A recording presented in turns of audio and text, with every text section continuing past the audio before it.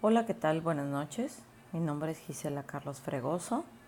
Soy profesora de la Universidad de Guadalajara. Doy clases en la licenciatura en antropología y soy parte de la Academia de Lingüística. Y el motivo de este video es para hablar un poco sobre lo mestizo. Este, bueno, lo mestizo varía en América Latina y en distintas geografías del mundo, pero particularmente en México tiene connotaciones muy peculiares, ¿no? Eh, Hay que decir que, como muchas personas lo han argumentado, que lo mestizo no es lo mismo en distintas partes de México, ¿no? O sea, México es muy grande, pero además lo mestizo, que viene de mestizaje, eh, se presenta o se manifiesta de diferentes maneras según en la parte del país, ¿no?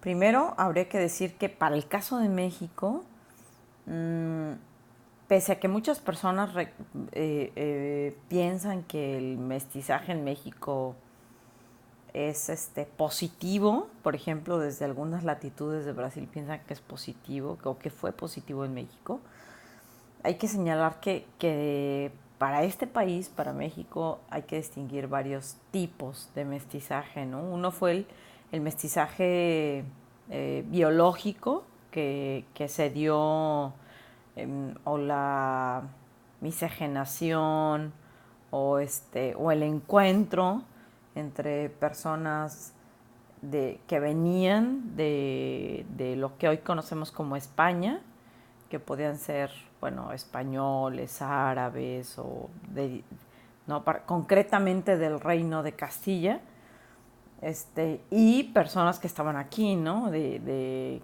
lo que podríamos llamar como Mesoamérica, ¿no? Ese es un primer mestizaje, ¿no? Que podemos llamar mestizaje biológico.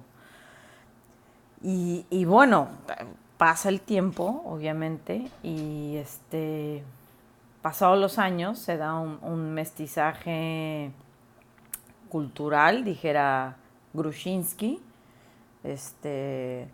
pero también con la conformación del Estado-Nación en México se da otro tipo de mestizaje que va a ser el que se empieza a perfilar como dinámicas de blanqueamiento en lo que hoy conocemos como México, ¿no?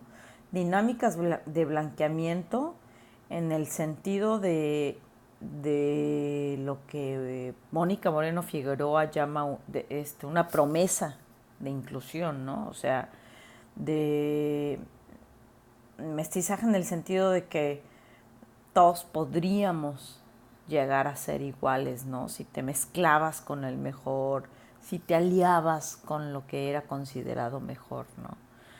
Entonces, el mestizaje funciona como una promesa de inclusión, de blanqueamiento, de estar mejor, ¿no?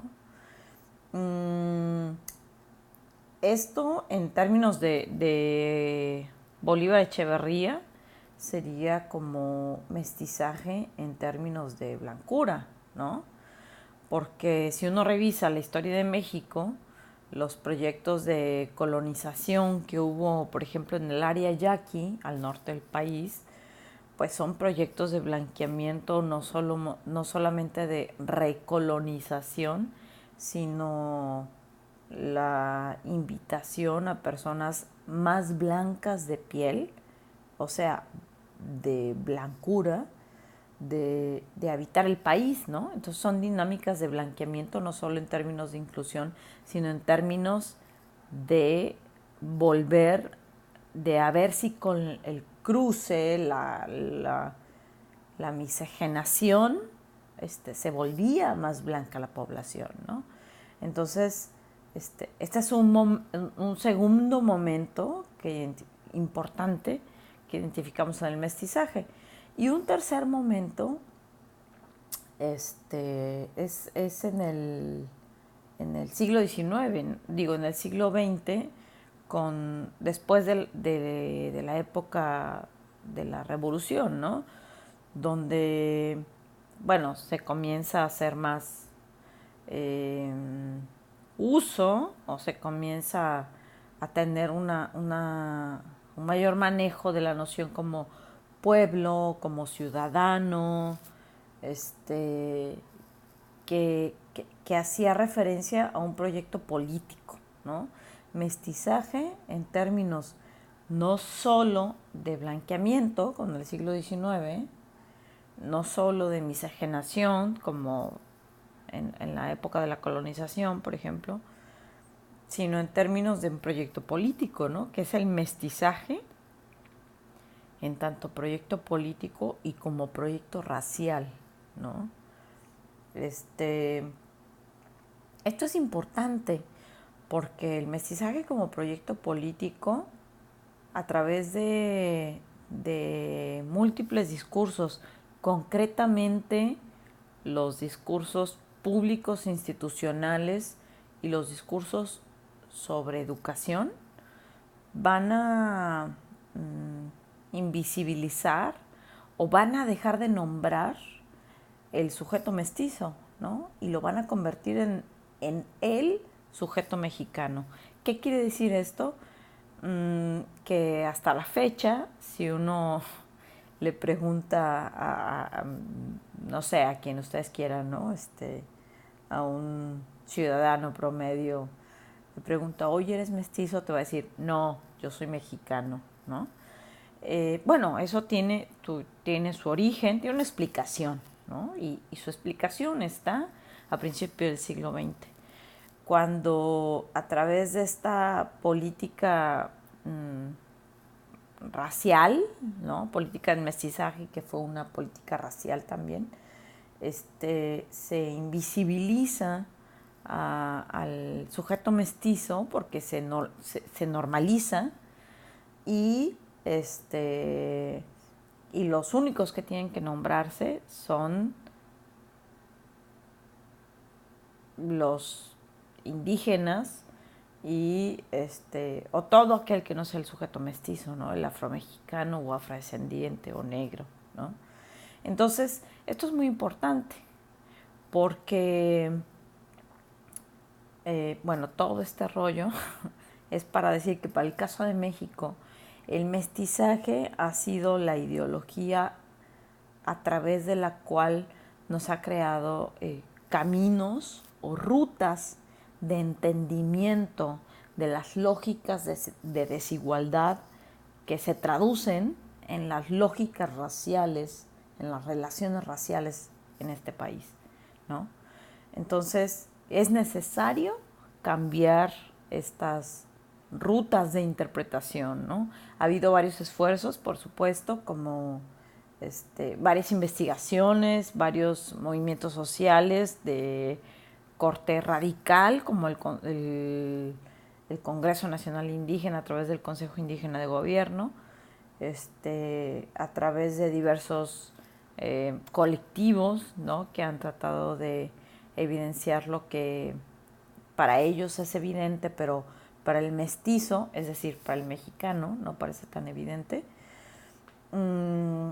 Y han tratado de evidenciar estas lógicas de no nombrar lo mestizo, ¿no? Bueno, eso por un lado, ¿no? Por otra parte, hay que mencionar que en México lo mestizo no es homogéneo, ¿no?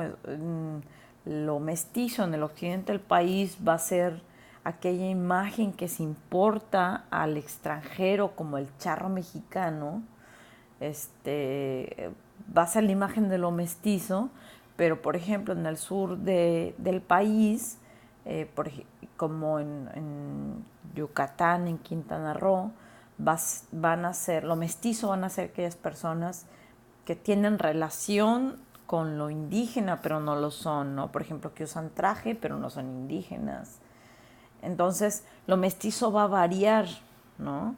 Si nosotros recordamos en Chiapas también lo mestizo va a tener otro significado que va a estar íntimamente relacionado con las lógicas de poder que han formado los espacios, la geografía de Chiapas, ¿no?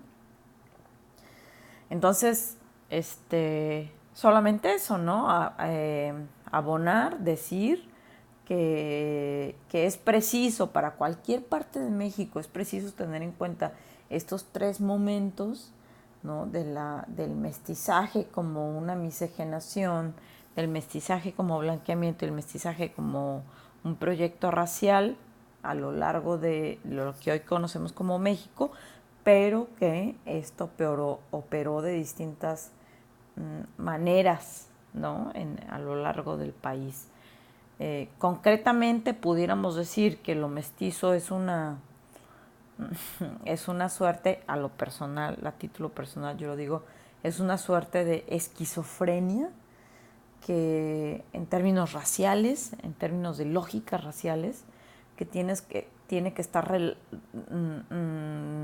reaccionando y relacionando constantemente entre sus cotos de privilegio, de ser mestizo ante espacios donde el racismo antiindígena y el racismo antinegro es la constante, históricamente.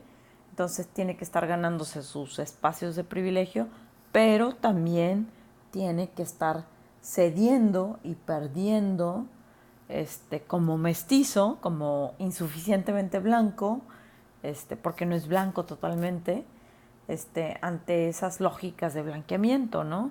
Entonces, es necesario, para pensar lo mestizo, es necesario tener en cuenta esos tres momentos, ¿no? La miscigenación, el blanqueamiento y el proyecto racial. No sé, si me ocurre que yo crecí en el occidente del país, en la costa nayarita. Se me ocurre, por ejemplo, que como mestiza, que nació en la ciudad de Guadalajara, Jalisco, México, pero creció en la costa nayarita, al migrar a la ciudad de Guadalajara, Jalisco, a los 18, 19 años, para estudiar. El venir de estados como el Nayarit, ¿no? Que es un estado como más bueno, no más costeño, totalmente costeño, que está relacionado totalmente con el estado de Sinaloa. Si ustedes no saben de lo que estoy hablando, por favor, abran un mapa. Pues es situado totalmente en lo poco civilizado, en lo no sabe hablar, en lo poco refinado, ¿no? Entonces, pese a estar en el occidente del país y pese a ser una persona mestiza, pues tiene sus aristas, ¿no? Pero aristas en el sentido en relación a un racismo antiindígena y antinegro y antichino y un racismo antisemita que existe en México, pero también tiene sus privilegios, pues, quiero decir, ¿no? Entonces, estas tonalidades y estas aristas, ¿no? Estas tonalidades de grises son necesarias tomarlas en cuenta para analizar el mestizaje en México. Y para analizar el mestizaje en México hay que hablar desde qué geografías estamos enunciándonos, porque, repito, no es lo mismo ser mestizo en Yucatán o en Quintana Roo que ser mestizo en Nayarit o en Jalisco o en Baja California o en Sonora, por ejemplo, ¿no? Entonces, bueno, eso es todo. Les mando un gran saludo y estas son partes de videos para generar literacidad racial. Hasta luego, bye.